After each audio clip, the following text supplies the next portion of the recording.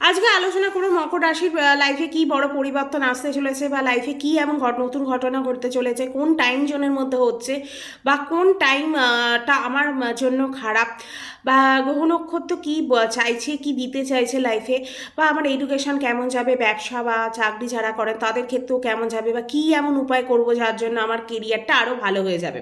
এই সব কিছু নিয়েই হচ্ছে আজকে আলোচনা করব মকর রাশির। ভিডিওগুলো ভালো লাগলে অবশ্যই কিন্তু লাইক শেয়ার আর সাবস্ক্রাইব করতে হবে। আর সবার আগে জেনে দেবো গ্রহ নক্ষত্রগুলো আপনার কোন হাউসে কোথায় বসে আছে। ফার্স্টই মকর রাশির হচ্ছে 7.5 চলছে, সেকেন্ড হাউসে শনিদেব বসে আছেন, থার্ড হাউসে বসে আছে রাহু, ফোর্থ হাউসে বসে আছে হচ্ছে বৃহস্পতি। মে মাসের পর থেকে পঞ্চম মানে ফিফথ হাউসে চলে যাবে। কেতু হচ্ছে আপনার 10 হাউসে থাকবে। সূর্য মঙ্গল বুধ এই টাইমে 12 হাউসে থাকবে। 11 হাউসে হচ্ছে শুক্রদেব থাকবেন। তারপর হচ্ছে শুক্রদেব থাকবে। তারপর আপনার এই টাইমে কিন্তু 7.5 চলছে মকর রাশির। আর জুলাই মাসের পর থেকে হচ্ছে শনিদেব হচ্ছে বক্রি হয়ে যাবে। আর বৃহস্পতি দেব হচ্ছে এই মে মাসে 2024-এ হচ্ছে গ্রহ চেঞ্জ করে হচ্ছে মেষ রাশি থেকে বৃষ রাশিতে যাবে। তাই হচ্ছে জানুয়ারিটা আপনার খুব ভালো যাবে পড়াশোনার জন্য, কিন্তু খুব ভালো। ফেব্রুয়ারি মাসে মনোযোগ থাকবে, কিন্তু কঠিন পরিস্থিতি সামনে আসতে পারে, কোনো কঠিন পরিস্থিতির মুখোমুখি হতে পারেন। শুক্রদেব 12 হাউসে চলে যাবে, চিন্তা থাকবে একটা। মার্চের পর কিন্তু আবার ভালো হয়ে যাবে। তারপর পড়াশোনার জন্য এই টাইমটা কিন্তু খুব ভালো, কিন্তু লাভ রিলেশনের ক্ষেত্রে মিসআন্ডারস্ট্যান্ডিং এই টাইমে হতে পারে। 20 জুন থেকে 15 ফেব্রুয়ারি অবধি এই টাইমটা মধ্যে একটু লাভ লাইফে একটু প্রবলেম আসতে পারে। মিড ফেব্রুয়ারির পর থেকে রোম্যান্টিক হয়ে যাবে, আবার লাভ রিলেশনে যাদের আছে তাদের কিন্তু টাইমটা আবার ভালো হয়ে যাবে। ভালোভাবে এই টাইমে হচ্ছে ভালো দেখাশোনা হবে, যেটা হচ্ছে মেইন প্রবলেম হবে আপনাদের এই টাইম যেন হচ্ছে আমরা দুজনে কখনই মিট করতে পারবেন না। কিন্তু 20 জানুয়ারি থেকে 15 ফেব্রুয়ারি না না অবধি এই টাইমটা আপনার প্রবলেম চলবে, কিন্তু 15 ফেব্রুয়ারি পর থেকে আপনারা হচ্ছে ডেলি মিট করতে শুরু করবেন।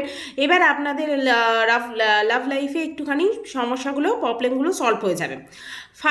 5 ফেব্রুয়ারি থেকে 15 মার্চ অবধি আপনার ফার্স্ট হাউসে থাকবে। তারপর এই টাইমে হচ্ছে মঙ্গল ফার্স্ট হাউসে থাকবে, উচ্চ থাকবে। কনফিডেন্স লেভেল কিন্তু এই টাইমে আপনার খুব বাড়িয়ে দেবে। তারপর হচ্ছে আপনার কনফিডেন্স লেভেল কিন্তু এই টাইমে খুব হাই থাকবে। কর্মক্ষেত্রে খুব ভালো এই টাইমের জন্য, ভালো কাজ করতে পারবেন। তারপর হচ্ছে আপনার এই টাইমে একটা মঙ্গল গ্রহ আপনাকে অ্যাটিটিউড দেবে, তারপর একটু রাগও বাড়িয়ে দিতে পারে। মঙ্গল হচ্ছে আপনাকে শর্ট টেম্পারও একটা দিতে পারে।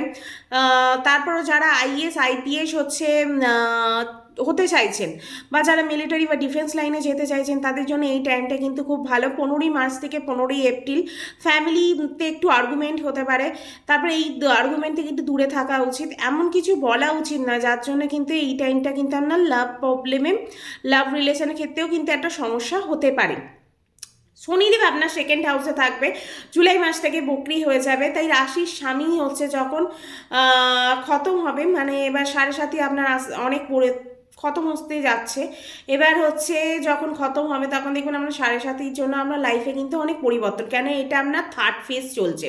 তাই আপনার হচ্ছে এই থার্ড ফেজে যখন 7.5 শেষ হয় তখন কিন্তু আস্তে আস্তে আপনার ব্যাংক ব্যালেন্স বাড়াবে। জুলাইয়ের পর থেকে একটু আপনাকে জেদি বানাবে, জেদি নেচারের একটু বানিয়ে দেবে, পরিবর্তন নিয়ে আসবে, কেয়ারিং করবে। তারপর হচ্ছে কেরিয়ারে কিন্তু আপনাকে পরিবর্তন দেবে। পরিবর্তন আসতে পারে, হয়তো আপনি কোনো জব চেঞ্জ করলেন, বা আপনার ইনকাম বৃদ্ধি হলো, বা আপনার এবার ট্রান্সফার হলো, বা আপনার এই টাইমে পদোন্নতি হলো, বা কোনো এই অফিস থেকে ওই অফিসে চেঞ্জ, এই জিনিসটাও কিন্তু হতে পারে। রাহুদেব আপনার 3য় ঘরে থাকবে। স্বাস্থ্য অনুযায়ী 3য় ঘরটা কিন্তু খুব ভালো যায়। রাহুদেব খুব ভালো একটা এই মানে থার্ড হাউসে খুব ভালো ফল দেয়, কেন এই টাইমে আপনার সাহস পরাক্রম, তারপর হচ্ছে আপনাকে এই টাইমে চতুর বানাবে, চালাক বানাবে। তারপর হচ্ছে ইনভেস্টমেন্টের ক্ষেত্রে কিন্তু সাহস থাকবে খুব, ক্ষমতা পরাক্রম এই টাইমে বাড়িয়ে দেবে। মানে ইনভেস্টমেন্টের ক্ষেত্রে আপনাকে প্রচণ্ড পরিমাণে একটা পরাক্রমী বানিয়ে দেবে, ভালো জায়গায় ইনভেস্ট করাবে, ট্রাভেলিং দেবে খুব ভালো। তারপর এই থার্ড হাউসে রাহু কিন্তু আপনাকে খুব ভালো ফল দেবে, মানে খুব ভালো ফল আপনার জন্য নিয়ে এসে। থার্ড হাউসে রাহুদেব কিন্তু খুব ভালো মনে করা হয় স্বাস্থ্য অনুযায়ী, তাই খুব ভালো ফল দেবে। কেতু 9th হাউসে থাকবে, কিন্তু ব্যক্তিকে স্পিরিচুয়াল একটু বানিয়ে দেবে, কেন 9 হাউস হচ্ছে পিতার ঘর আর আধ্যাত্মিকের ঘর। তাই আধ্যাত্মিক কোনো যাত্রা এই টাইমে কিন্তু আপনার হতে পারে। তারপর কারোর কথা তারপর কারোর কথায় কখনোই হচ্ছে আপনি চলবেন না, বা পিতার যেন আপনার বাবাও যেন কারোর কথা না চলে, মানে এরকম একটা পজিশন আসতে পারে কেতুর জন্য। আপনিও কারোর কথায় পড়ে কিছু কাজ করে ফেললেন, আপনার পিতাও কারোর কথায় পড়ে কোনো কাজ করে ফেললে, এই জিনিসটা একটু অ্যাভয়েড করে চলবেন। বৃহস্পতি দেব 4th হাউসে থাকবে। তারপর হচ্ছে 5th হাউসে চলে যাবে হচ্ছে মে মাসের পর থেকে। প্রপার্টি নামক কোনো জিনিস কিন্তু এই টাইমে আপনি বস্তু কিনতে চাইলে সেটা কিন্তু আপনাকে ডিলে করাবে, কেননা আপনার 12 হাউসের লর্ড, তাই যখন কেন্দ্রে আসবে, তাই মে থেকে ডিসেম্বর অবধি কোনো প্রপার্টি নিতে পারেন।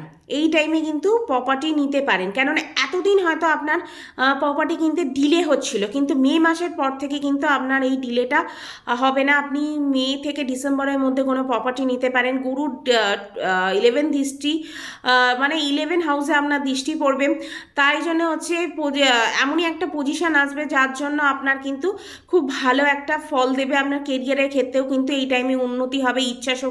ইচ্ছা আপনার জীবনে কোনো ইচ্ছা থাকতে পারে, সেই ইচ্ছাটা কিন্তু পরিপূর্ণ হয়ে যেতে পারে। তারপর আপনার 9th হাউসে আর 11 হাউসে দুটোই হচ্ছে দৃষ্টি দেবে।